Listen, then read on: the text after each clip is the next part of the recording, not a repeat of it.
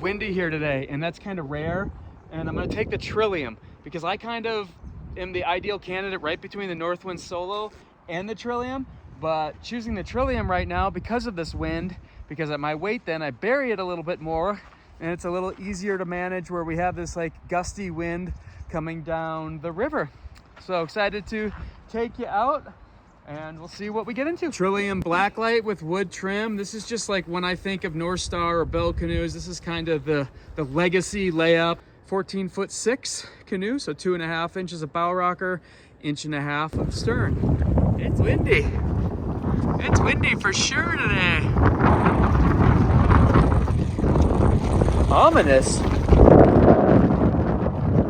put this because I think I'll be going into a headwind. I put my little heavy bag up front a little bit. Having fun yet in this?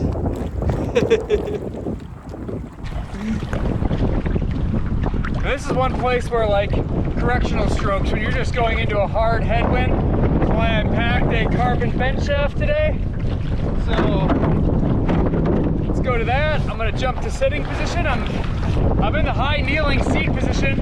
I actually like to be up high. And now I can just kind of stop correcting. Once I get going here, I want it to switch. So I get about 4 strokes on each side. And I'm not wasting as much correctional stuff in the wind. So this works pretty well when it gets windy like this. And it's just nice to change up. A little shorter paddle, quicker strokes. Lets me respond to the wind a little bit more instead of having to use correction. Yeah, getting pushed. But able to keep directional control, no problem. So I'm getting sheared, but I'm not getting spun. And again, I got that pack in front of me just to drop that bow a little bit. A little more gear, and I wouldn't even have to switch as much. But when those blasts come up, I find I need to switch a little bit more.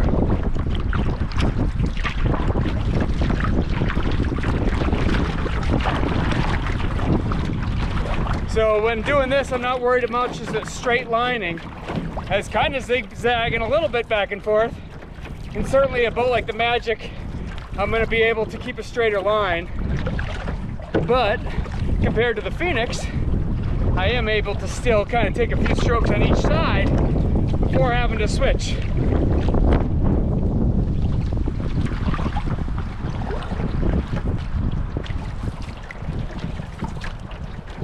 Making Brad work a little bit now. Okay, now we'll switch back away from that. Go to kneeling, just because I like to kneel with a straight shaft, especially a longer one. And I have to go into a little bit more of kind of a plodding ahead speed now.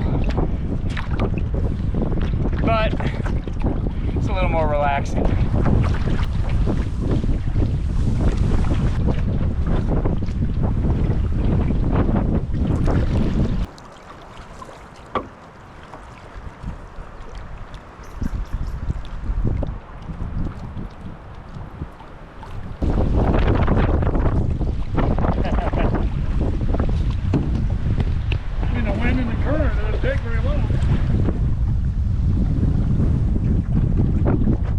Such an easy paddle normally. Yeah, I can tell.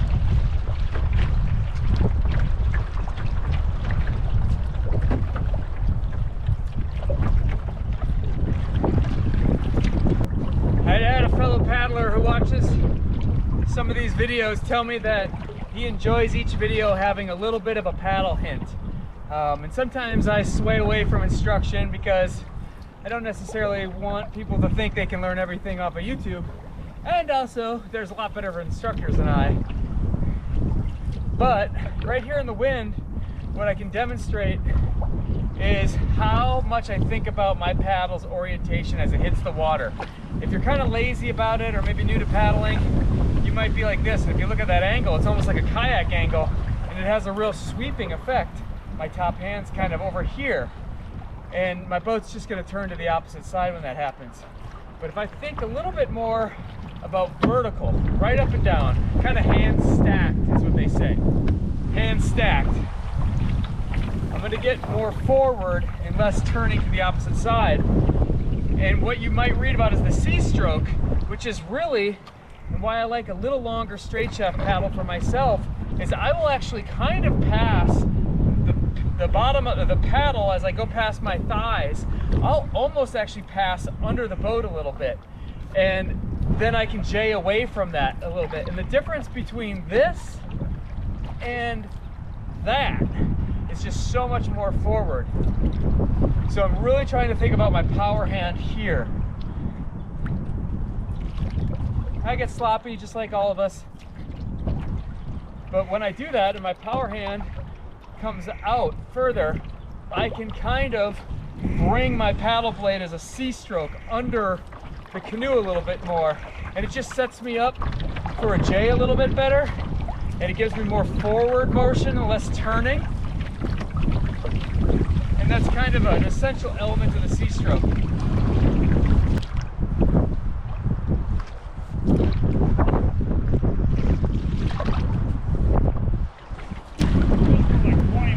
Yeah, I think so.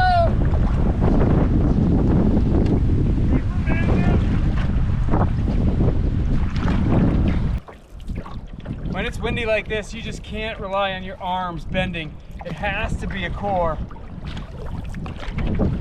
So I think about that muscles like a chin-up bar, and I'm just using all of them together as one.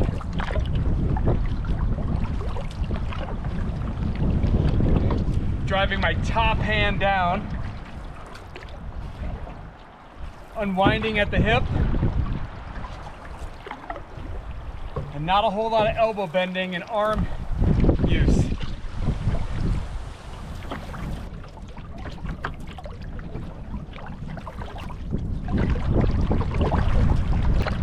Okay, let's see if I can kind of show you that C-stroke up close with the GoPro. Hand stacked, allows that blade to almost pass underneath the hull, certainly right alongside of it.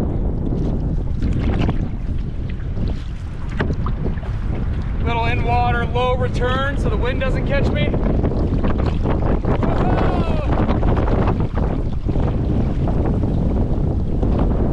Well, I'm out in the middle here. That doesn't seem very smart. Bring it back across.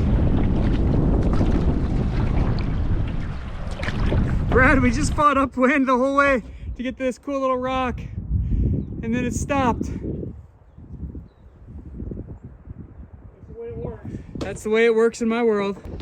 Well, that was nice. We kind of got to fight the wind all the way up. I always promised Brad it's going to be downwind the whole way back, but the wind now is dying down. We're going to hang out and have a little snack, and then decide whether we go upstream. We have to meet somebody about an hour.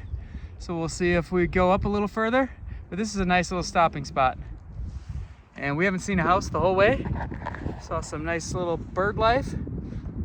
Smoke is coming in from the Bachelor Complex fire, which is up towards Sun River and up toward Mount Bachelor.